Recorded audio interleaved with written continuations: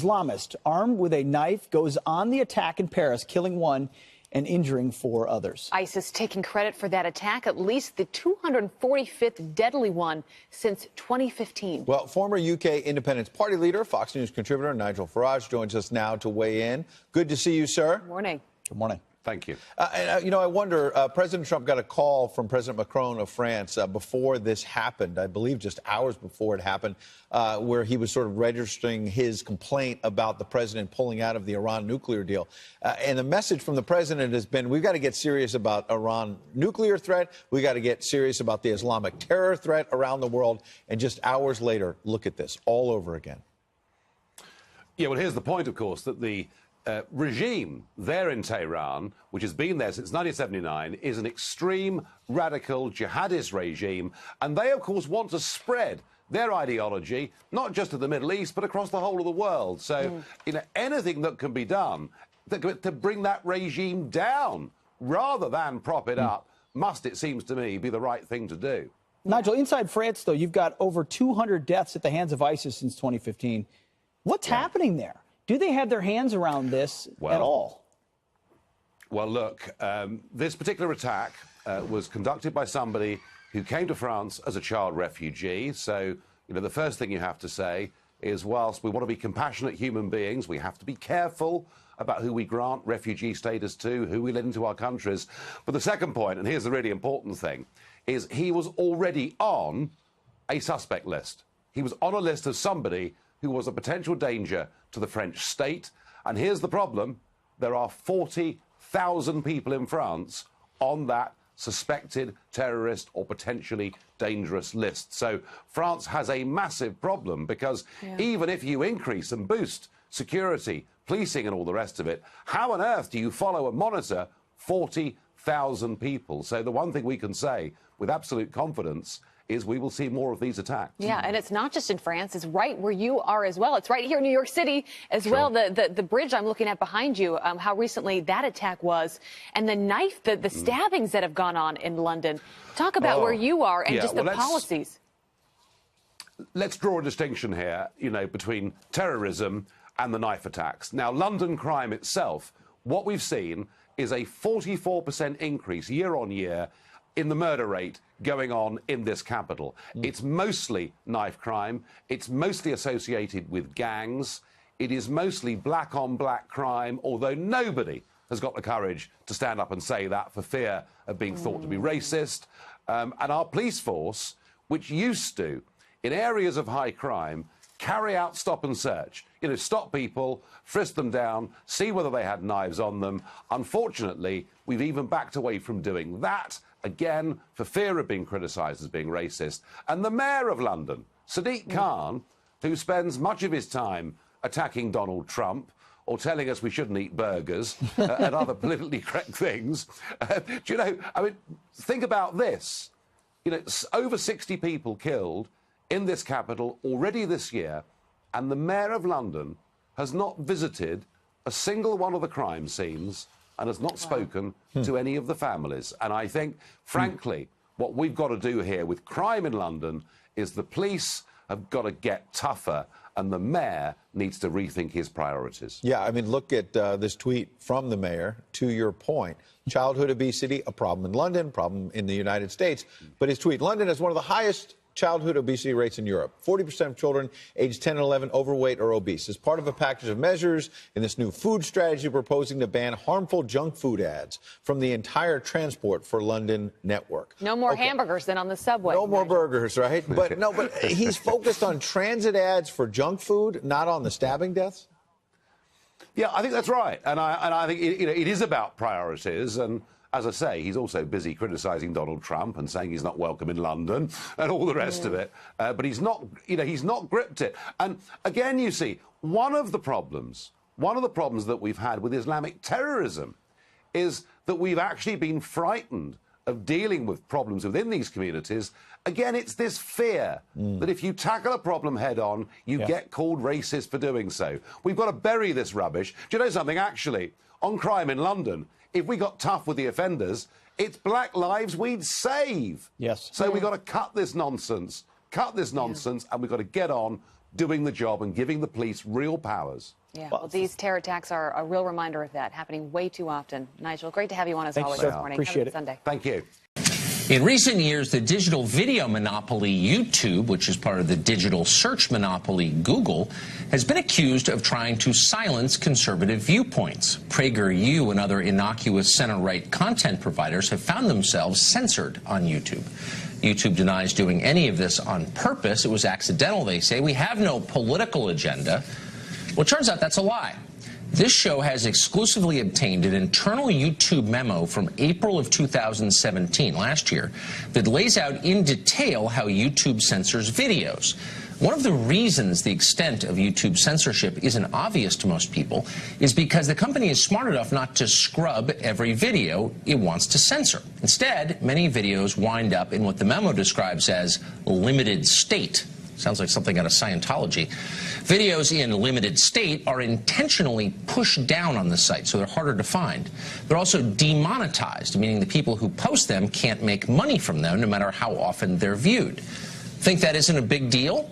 What would happen if you couldn't find the New York Times on a newsstand? What would happen if its publishers weren't allowed to make money from selling it? Would that qualify as censorship? Obviously. Of course it would. So what are the criteria for censoring videos on YouTube? Well, according to the memo, quote, controversial religious or supremacist content qualifies. So does, quote, highly controversial inflammatory content. What exactly does any of that mean? None of it is defined. It's totally subjective. YouTube makes the call and does so with maximum political intent. For example, YouTube decided it was inflammatory for PragerU to question the notion that all cops are racist. If you don't think they are, you're in trouble, according to YouTube. So PragerU's video was demonetized and effectively declared hate speech. Yet videos that suggest that, I don't know, white people are inherently evil remain on YouTube without any restrictions. That's clearly political. The memo makes it very clear where YouTube censors are coming from. It explains that the company is committed to, quote, the freedom to belong, including the resulting benefits of diversity and inclusion. Okay, sounds good. But what exactly does that mean? Again, it's entirely subjective and intentionally so. At one point, the memo declares that any, quote, demeaning language against a protected group may result in a video being removed from the site. So who are these protected groups? Well, according to YouTube, refugees are a protected group. So let's say you don't like the fact that refugees are being resettled in your neighborhood, for example. You've assumed it was your right as a citizen to disagree with government policy. Nope, not according to YouTube. They will censor your complaints about what your government is doing and call you a bigot in the process if you don't like refugee resettlement policy, for example. Well, it's not surprising that one of the trusted flaggers YouTube has deputized to censor extremist content is the Southern Poverty Law Center, which is itself, irony of ironies, an extremist group. The SPLC has a long history of inciting hatred and division for political ends. It was the SPLC that slandered the Family Research Council as, quote, a hate group and labeled the Pulse nightclub shooting a right-wing attack, which, as you know, it was not. The SPLC is totally discredited, and anyone who spends 5 minutes reading about it comes to that conclusion. And yet YouTube trusts the Southern Poverty Law Center to censor your videos, and that tells you a lot. We contacted YouTube for a statement on all of this, and we asked whether the company had revised its policies since the memo was written last year. The company barely responded. A Flack linked us to a blog post written by a Google lawyer last June in which he vowed that the company would be more aggressive in censoring videos it doesn't like. It's worth noting that almost nobody in power is fighting back against this censorship. Here you have an American company incubated in America by Americans under the protection of American law and courts, which is now working to undermine the most sacred of American rights, which is the freedom of expression. Yet the Congress, which is run, by the way, by Republicans right now, is doing precisely nothing about this. When you ask them, they mumble something unintelligible about free markets and get back to designing another tax cut for companies like YouTube. Meanwhile, the rest of us who live here, the ones who still care about free speech, are left to fend for ourselves. The big digital monopolies demand that we conform to their worldview, and they shut us down when we dissent. They have too much power. They are a threat to this country. It is time to complain while we still can. But YouTube isn't the only politicized part of Google. In an internal memo written by Google, revealed by James Damore's lawsuit, managers are told to avoid rewarding people for following the dominant, quote, white male culture of America. Aspects of that culture, the memo said, included the meritocracy, belief in objectivity, and individual achievement.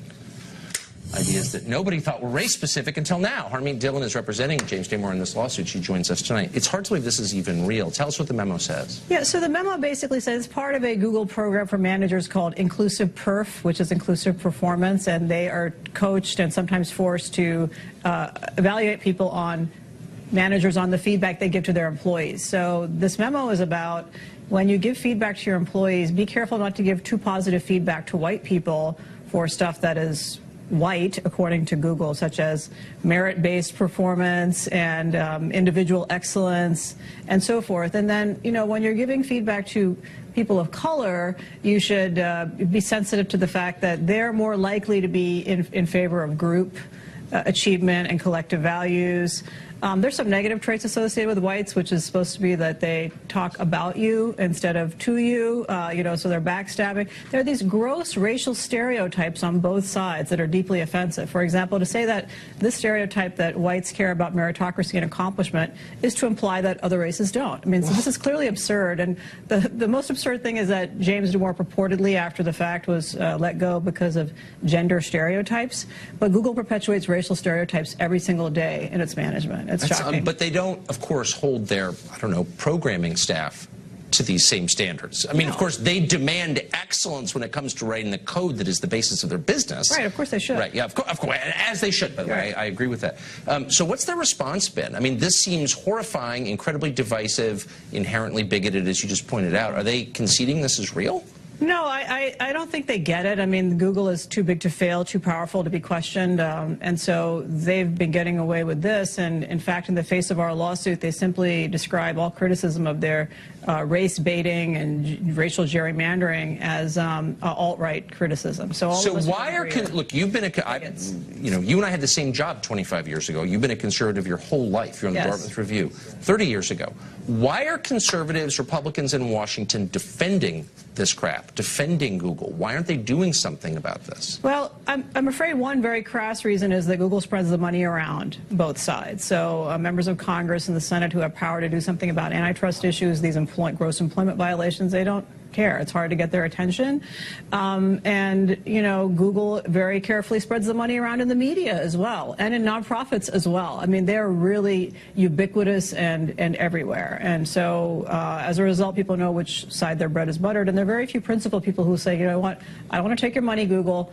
I'm going to criticize you, and I'm going to be objective about it. So that's what we're running up against here in this case. Now, there are a lot of patriots who are shocked by this. I mean, we've had the recent example just this week of Google trying to seal our lawsuit. In fact, they have sealed it for a 2-month period, believe it or not. They called up the court, and they said, you know, some of our employees are being harassed. We want to bring a motion to seal this entire lawsuit. And the court has sealed it for 2 months. So for 2 months now, the public is not going to be able to go to the Santa Clara County Superior Court and read that. But where's the outrage? Nobody seems to care. Well, it's on this show. Thank you for all you're doing. Harmeet Dillon, thank you. Thanks for having me. Hi. Conservative radio talk show host Dennis Prager says the New York